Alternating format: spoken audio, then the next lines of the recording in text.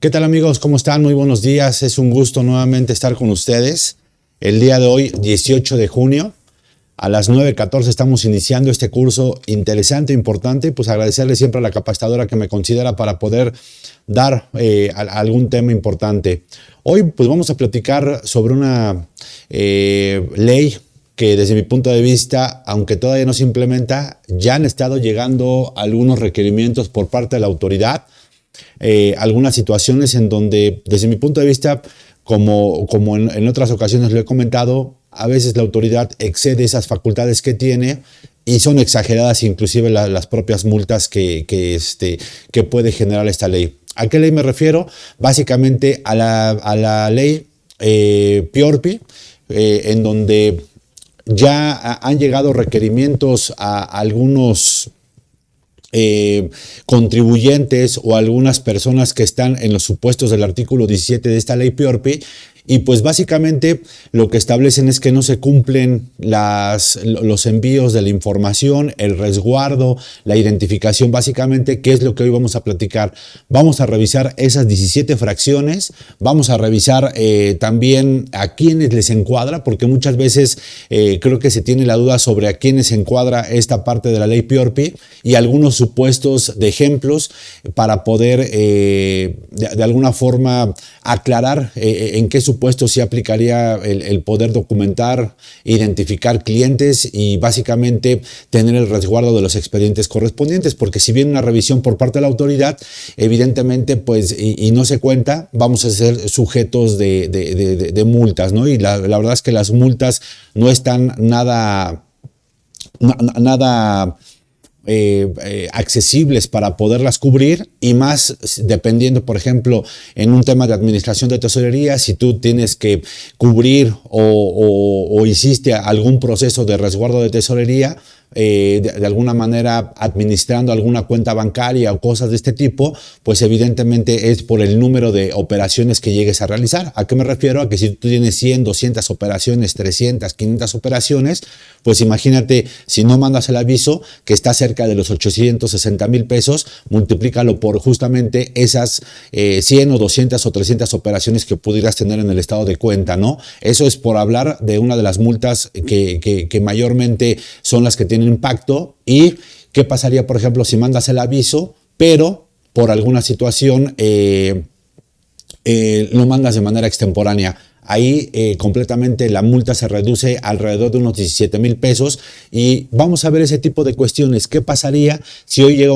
alguna revisión por parte de la autoridad del SAT?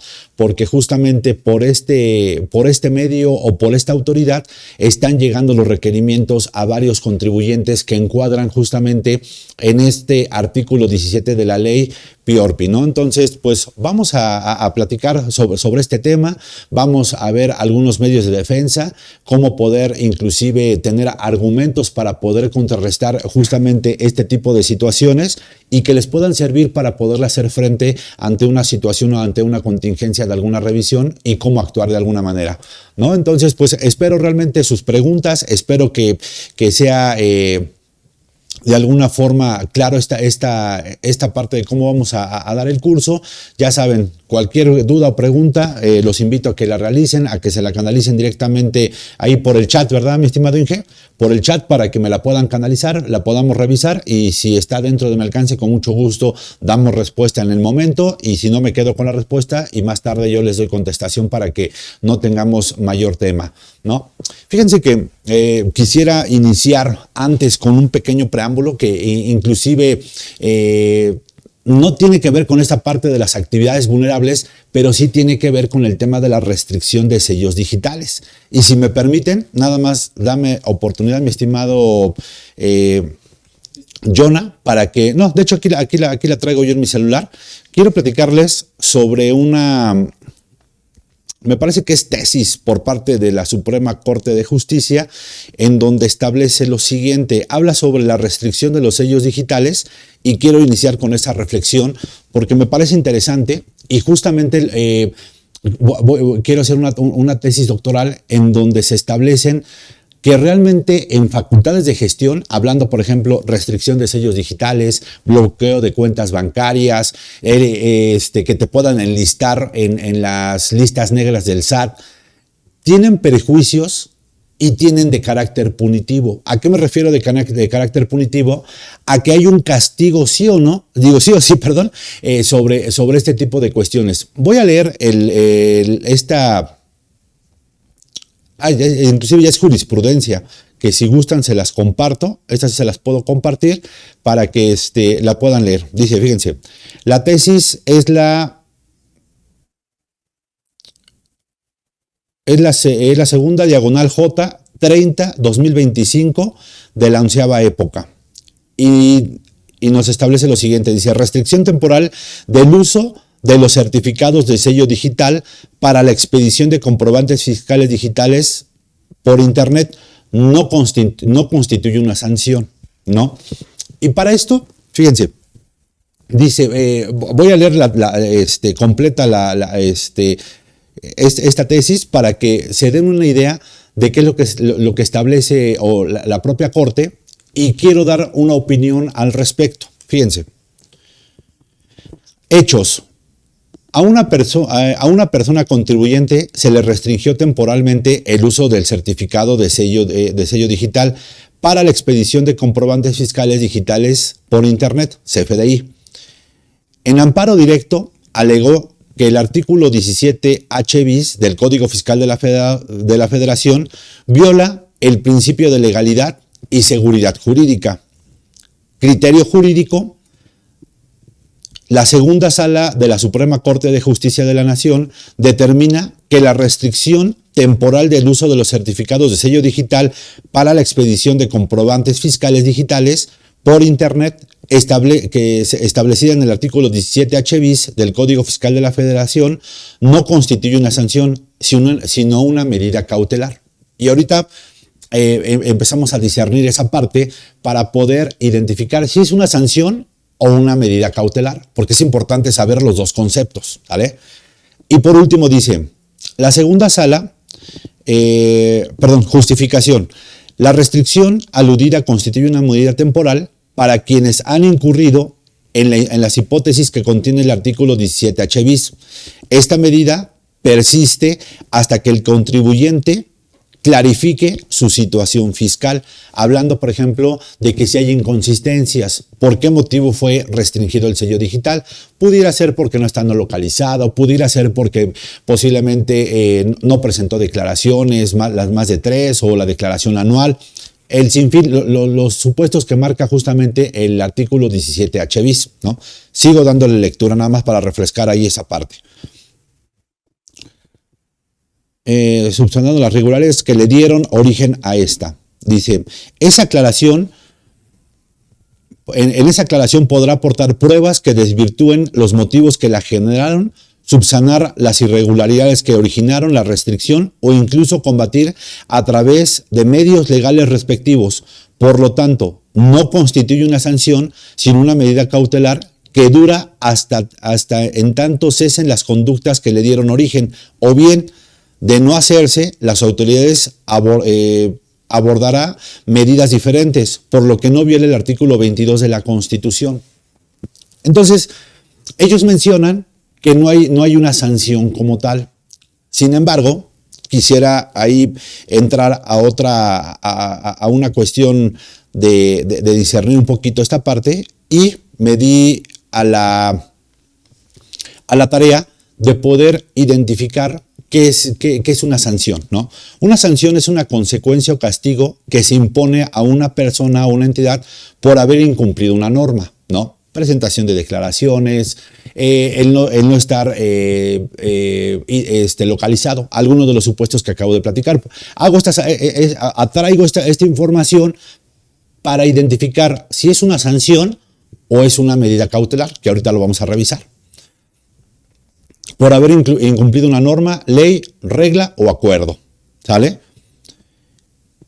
Hasta ahí vamos con el tema de castigar. Y regularmente las sanciones las impone un juez, ¿sale?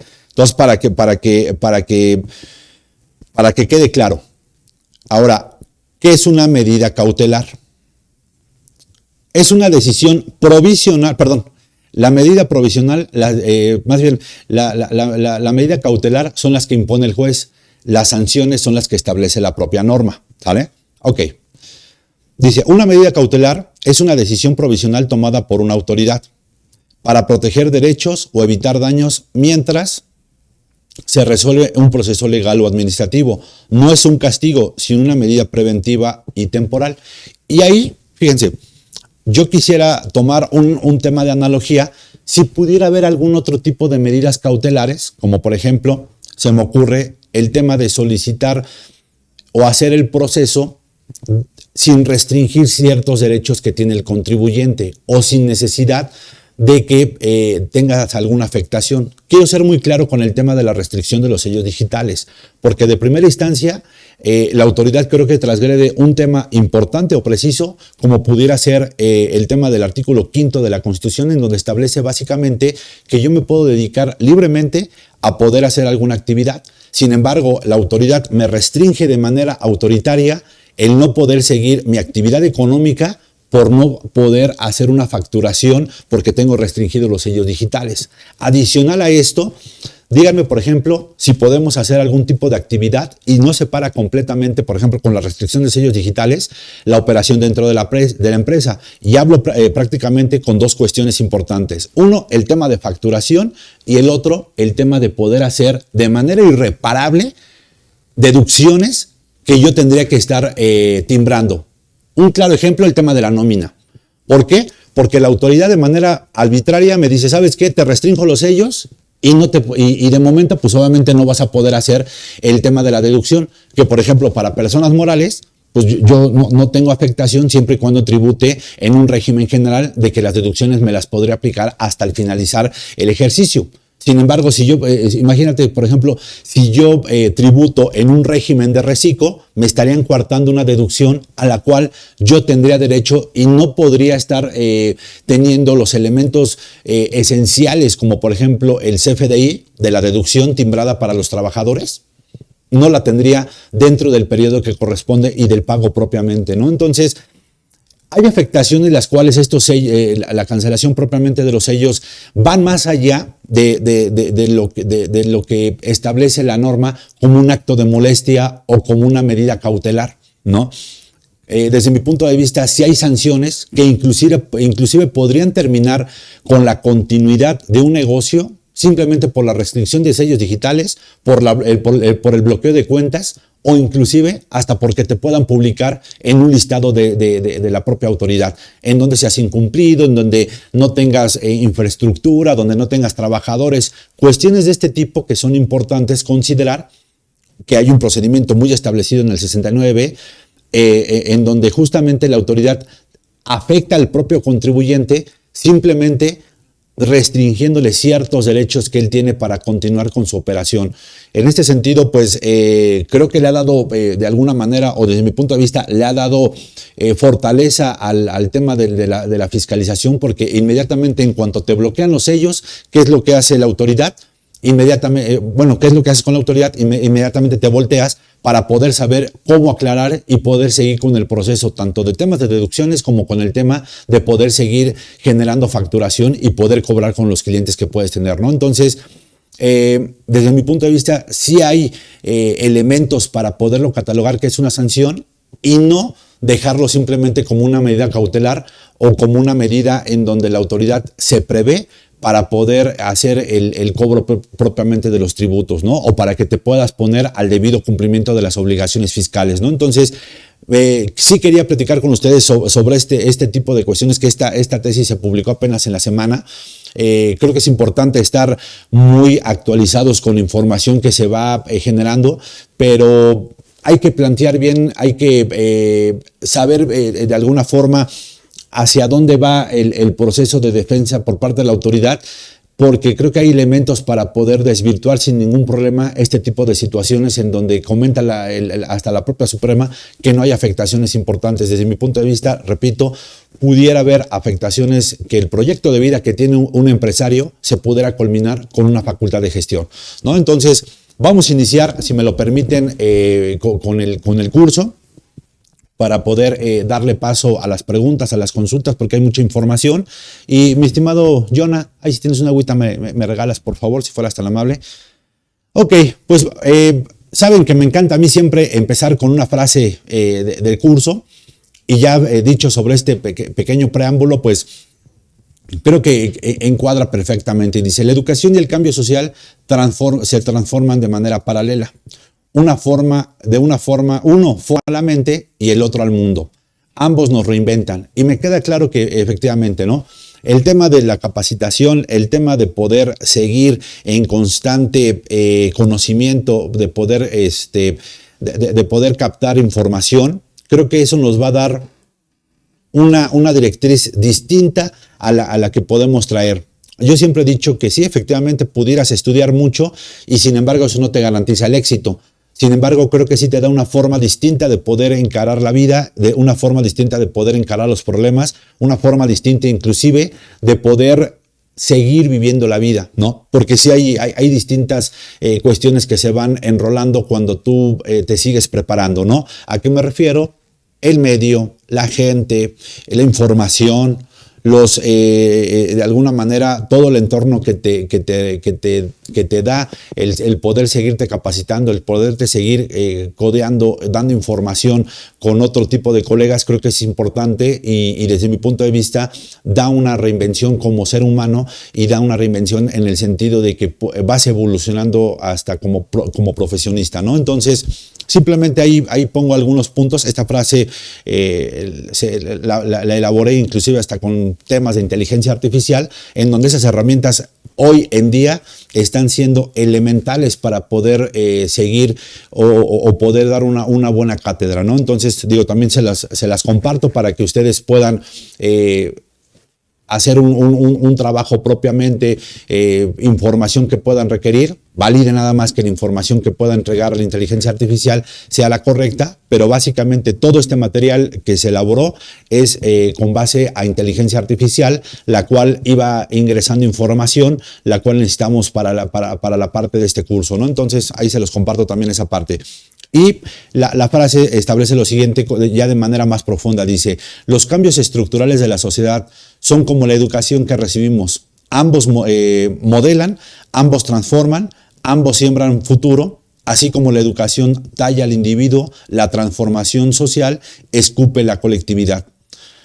Una instruye la mente, la otra moldea el entorno, una cambia al hombre, la otra al mundo, pero ambos casos nada pertenece igual.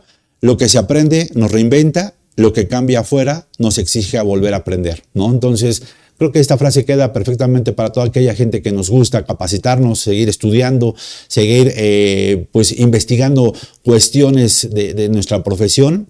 Y yo los invito a que aportemos, a que demos a la sociedad algo distinto. Y creo que estamos en tiempos de transformación. Fíjense que ya entrando a cuestiones, creo que a veces la gente que no estamos tan de acuerdo con las decisiones que se van tomando en el país, creemos que son cuestiones malas o creemos que son cuestiones que no van enfocadas hacia donde este sector no encuadramos a ese pensamiento. Sin embargo, creo que es necesario toda esta situación para poder reinventarnos y poder resurgir hasta como propio país, ¿no? Entonces yo les dejo esa reflexión, yo les dejo ese cometido.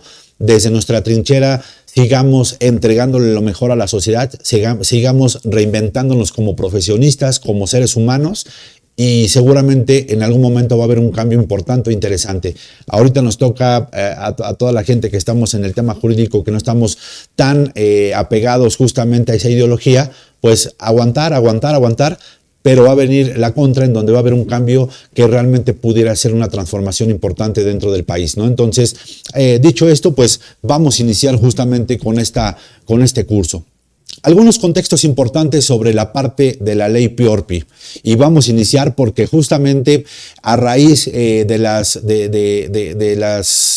estas reuniones que inclusive hace unos días estuvo la propia presidenta en Canadá para esta reunión del G7, del G20, perdón, y todos estos países que se reúnen para poder hacer de alguna forma convenios, hacer tratados internacionales, pues justamente de eso surgió la GAFI, que la GAFI no es más que el Grupo de Acción Financiera Internacional, que básicamente lo que establece esta GAFI es el tema de que van a combatir temas de lavado de dinero contra el terrorismo, y ahorita lo vamos a ver, ¿no? Vamos a ver desde cuándo fue fundada, y porque derivado de esto, justamente de esta GAFI, se hicieron una serie de 40 recomendaciones para poder evitar el tema de lavado de dinero.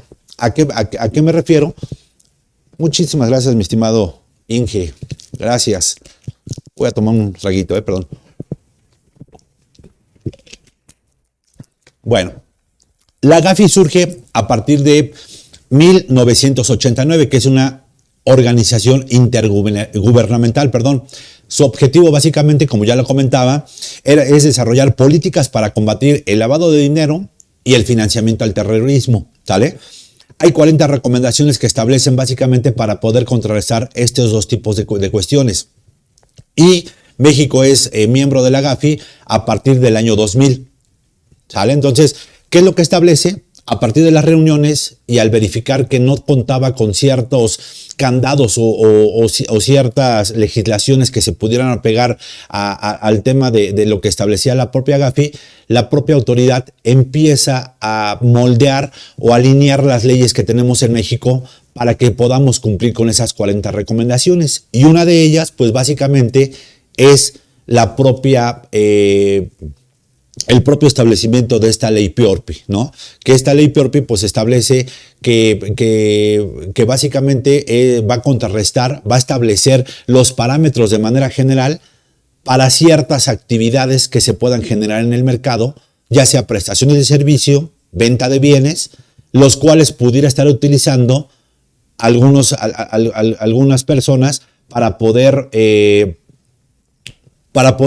alguna forma que no puedan ser identificados y poder implementar esta parte de lavado de dinero. Que recordemos que el tema del lavado de dinero es dinero que viene de hechos ilícitos, lo quieren hacer lícito, lo quieren implementar al sistema financiero. ¿Cómo lo hacen? Por medio posiblemente de compra de activos, posiblemente de algún tipo de cuestión. Por ejemplo, hemos escuchado que alguna gente que se dedica al tema del crimen organizado, pues posiblemente compre bienes, posiblemente compraba autos, compraba joyas, compraba obras de arte. Entonces, ¿qué es lo que hace la propia GAFI? Pues obviamente identifica esto y le recomienda al país pues que haga modificaciones y que haga una implementación inclusive por medio de la propia WIF, que haga una implementación, una institución que se dedique a poder identificar este tipo de operaciones, ¿no? Sin embargo, hoy creo que hemos visto que se ha vuelto más administrativo el tema de la WIF que realmente un tema de poder identificar temas de terrorismo o identificación de lavado de dinero, ¿no? Entonces, ahorita vamos a platicar por qué, ¿vale? Bueno, y derivado justamente de estos tratados, pues hay varias convenciones, entre ellas, por ejemplo, la Convención de Viena, que me dirás, oye Juan Carlos, ¿y a mí qué con el tema de la Convención de Viena? Pues básicamente les pongo como referencia que esta Convención de Viena, en ese tratado, se establece que un tema penal jamás podrá compararse o jamás se podrá realizar a un tema fiscal o administrativo. ¿A qué se refiere? Pues lo que está haciendo hoy la autoridad en temas de la WIF. Un tema, por ejemplo, de lavado de dinero, no lo podría estar equiparando a un tema fiscal, a un tema de un crédito fiscal. ¿Por qué? Porque muchas veces hoy con la determinación de estar identificando ese tipo de cuestiones de lavado de dinero, dicen, ¿sabes qué? Es un delincuente, hace lavado de dinero, encuádralo en un tema penal, ¿no? Entonces, ese tipo de cuestiones o equiparaciones como tal, no las tendría que estar realizando la propia autoridad, ya que están establecidos en esta Convención de Viena como tal, que fue generada en 1988. La Convención de Palermo en 2000, las convenciones de las Naciones Unidas contra la corrupción y el Convenio de Basilea y las acciones del Fondo Monetario Internacional y el Banco Mundial, que fíjense, hace ya algunos años, por ejemplo, cuando yo trabajaba en el banco, particularmente, ese Convenio de Basilea era poder identificar de manera general justamente el blanqueo o la introducción de ciertos recursos al sistema financiero. Es importante porque este convenio de Basilea aplica a todas las instituciones financieras el poder estar debidamente alineado y el debidamente de alguna forma generar la estructura de los controles que pudiera estar generando los procedimientos de este tipo de procesos que tiene la autoridad, particularmente de identificación de recursos de procedencia ilícita, ¿vale? Ok, sigamos con el tema de los contextos. Ya platicábamos sobre en el contexto nacional. A partir de las 40 recomendaciones que hace la propia Gafi, México pues evidentemente tiene que hacer una ley que es básicamente la Ley Federal de recursos de procedencia ilícita, y establece lo siguiente: verifica que hay realmente problemas importantes en donde sí no está al 100% debidamente alineado a esos procesos de poder identificar, de poderle dar seguimiento, quién compra, quién realmente es un beneficiario de todos estos elementos que ya platicamos, y simplemente por dar algunos puntos, la compra de inmuebles, los autos, las joyas, las que ya platicaba sobre las artes, el dinero ilícito, el uso del efectivo sin restricción y la dificultad para poder rastrear ciertos recursos de procedencia ilícita, ¿no?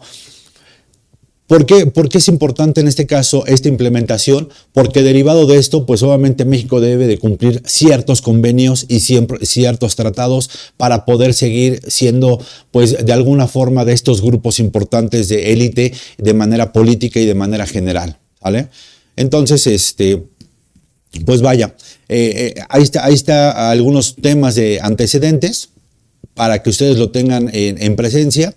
Y la Gafi señaló que México, por falta de legislación integral, pues tendría que haber hecho algunos cambios importantes dentro de su proceso como tal.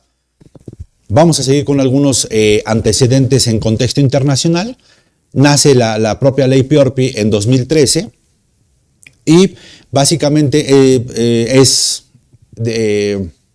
publicada en el Diario Oficial el 17 de octubre del 2012 y entra el 17 de julio del 2013, un año después básicamente. Su objetivo principal es proteger el sistema financiero, la economía nacional, estableciendo medidas y procedimientos para prevenir y detectar actos u operaciones que involucren recursos de procedencia ilícita. ¿Qué introduce la ley PIORPI? Conceptos de actividades vulnerables fuera del sistema financiero, obligaciones que es identificar a clientes, integrar expedientes de estos clientes, enviar avisos a la UIF, limitar el uso del efectivo y sanciones por incumplimiento administrativo e inclusive penal, ¿no? Y vamos a entrarlo así, ¿no? Porque yo creo que aquí algo importante que hay que señalar es, en muchas ocasiones decimos, oye, y tengo que estar mandando el aviso. Esta actividad genera realmente el aviso de actividades vulnerables. Tengo que inscribirme al portal para estar mandando de manera periódica, mensual, con operaciones o sin operaciones, este tipo de información. Bueno, pues ahorita vamos a revisarlo, ¿no? Porque pudiera haber operaciones que inclusive ni siquiera tengamos en mente que se tiene que estar enviando la información y tengamos la obligación de que sí efectivamente se envíe ese reporte o esa declaración como tal o ese informe, ¿no? Entonces es importante tenerlo muy en claro porque, repito, a veces, por ejemplo, nosotros, quisiera citar nada más un ejemplo, nosotros como contadores pudiéramos decirle al contribuyente, ¿sabes qué? Yo te opero tu nómina, yo me encargo de generar la nómina, yo me encargo de poder generar los CFDIs de los trabajadores. Y simplemente, una vez que ya tengas el importe a pagar, mándame el importe de pago posiblemente de las cuotas del Seguro Social, mándame las cuotas del Infonavit, ya que estén determinados estos, genero mis líneas de captura y me mandas el importe de las cuotas más la nómina. Y yo me encargo de tu cuenta, de tu empresa, ábreme una cuenta adicional en donde únicamente se pague nómina y se pague costos sociales. Y yo la administro, ¿no? Podría decir el contador, que sí pasa. Estamos ante una situación de una actividad vulnerable. ¿Por qué? Porque yo estoy administrando los recursos de un tercero. Entonces, en esa situación, yo estaría obligado a estar presentando justamente ya